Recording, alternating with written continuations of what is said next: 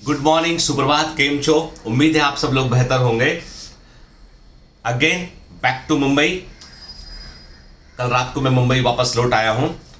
Actually Bhopal में बहुत सारा काम था और फाइनली जो है अभी भी काम, मतलब ऑफिस का काम तो अभी बकाया है, क्योंकि वो जो इंटीरियर डेकोरेटर ने जो कहा था कि इतने दिन में कर देगा पूरा, तो उसका वो टाइम फ्रेम आगे बढ़ गया।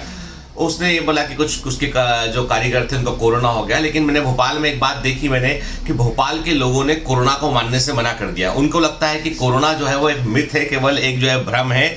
और मैंने देखा कि लोग मास्क लगाए बगैर लोग घूम रहे हैं। मॉल के अंदर इतनी भीड़ है कि आपको ऐसा देख के लगेगा कि भी, मतलब मेरा जो होटल था उससे मॉल लगा हुआ है, तो मैंने सोचा कि चलो कुछ बच्चों के लिए कुछ ले लेते हैं। तो मैं मॉल में ऐसे इंटर किया तो देखा मैंने, अरे इतना भीड़ देख के मैं वापस लौट आया, क्योंकि इतना भीड़ तो मैंने मुंबई के अंदर नहीं देखा जितना भोपाल के अंदर भीड़ था। संभवतः शायद दिवाली का टाइम है, इसलिए भी जो है वो लोग जो है वो शॉपिंग के लिए बाहर निकले हुए हैं। लेकिन तब भी प्रिकॉशन रखने में कोई बुराई नहीं है कि लोग जो है वो जी बाकायदा मास्क का इस्तेमाल करें, स्क्रीन शील्ड का यूज़ करें, तो कोई बुराई नहीं है। लेकिन वही है ना कि अवेयरनेस। और दूसरी बात है, मुझे लगता है कहीं ना कहीं हम लोग पेशेंस खो देते हैं कि जो धैर्य होता है ना, कि हम जो है कि कोई चीज़ यदि है, मान लो कोई प्रॉब्लम है, किसी ने बताया, तो हम बोलते हैं 1 महीना ध्यान रखेंगे, 2 महीना ध्यान रखेंगे, फिर हम लापरवाह हो जाते हैं। लापरवाही, पैशंस को खो देना, यही समस्या का कारण है। क्योंकि मैं कल देखा कि जो है मेरे बाजू में, जब मैं लौट रहा था तो मेरे बाजू में एक जो है वो कोई मिनिस्टर थे, उनके जो है वो असिस्टेंट बैठे हुए थे। तो वो मिनिस्टर ट्रेवल कर रहे होंगे मुंबई के लिए, तो वो आगे के बिजनेस क्लास सीट में थे। अब हम इकोनॉमी क्लास में थे, तो हमारे बाजू में एक सीट खाली था, उसके उस तरफ वो बैठा हुए थे। तो बता रहे थे कि अब कोरोना के केसेस बहुत बढ़ रहे हैं अभी यहाँ पे मध्य प्रदेश में, जो है भोपाल के अंदर, इंदौर के अंदर।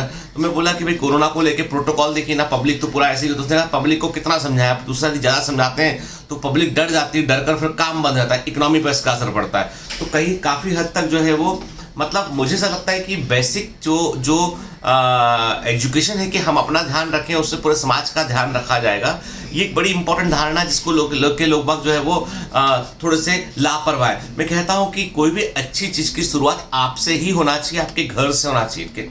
जैसे हम बड़ी बड़ी बातें करते हैं, हम बोलते हैं महिलाओं का सम्मान करना चाहिए, लोगों की सुरक्षा करना चाहिए, कि महिलाओं की सुरक्षा का समाज को प्रबंध करना चाहिए, छोटे बच्चों की प्रॉपर एजुकेशन होना चाहिए, स्ट्रीट चाइल्ड, बाहर सड़क पे जो बच्चे घूम रहे हैं उनकी शिक्षा का प्रबंध होना चाहिए। तो एक्चुअली में हमें अपने घर से, अपने आसपास से चीज़ें करना चाहिए, जिसके चलते जो है फिर पूरा समाज इंप्रूव करेगा। जैसे जब हम स्वच्छ भारत अभियान की बात करते हैं तो हम बोलते हैं कि भाई भारत साफ रहे। तो यदि हम अपना घर, अपने आस पड़ोस को साफ रखेंगे तो पूरा भारत कैसे बना है?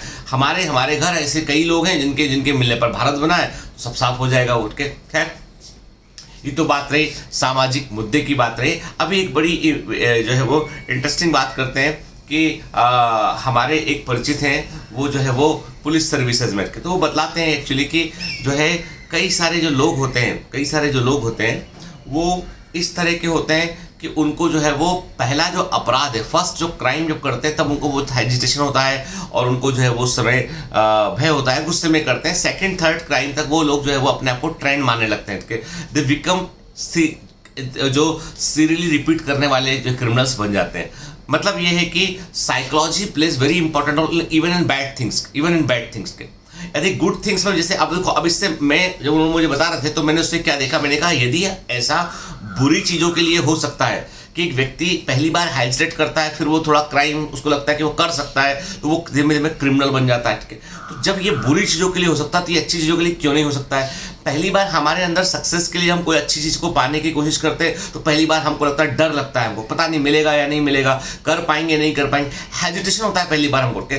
वो जो हेजिटेशन को निकाल कर आप आगे बढ़ते हैं तो निश्चित तौर पर आप सफलता के मार्ग पर आगे पहुंच जाते हैं। याद रखना, बुरी चीज़ें जो होती हैं ना, जो बुरी चीज़ों का साइंस है और जो अच्छी चीज़ों का साइंस है वो सिमिलर ही है। के बात इतनी सी है कि बुरी चीज़ें जो है वो कई बार क्या होता है, शॉर्ट टर्म में लोगों को अट्रैक्ट करती है और अच्छी चीज़ों को थोड़ा वक्त लगता है। के मैं हमेशा कहता हूँ कि घास एक दिन में उग जाता है, घास कुछ दिनों में उग जाता है, लेकिन बरगद का पेड़ बनने में समय लगता है, वक्त लगता है।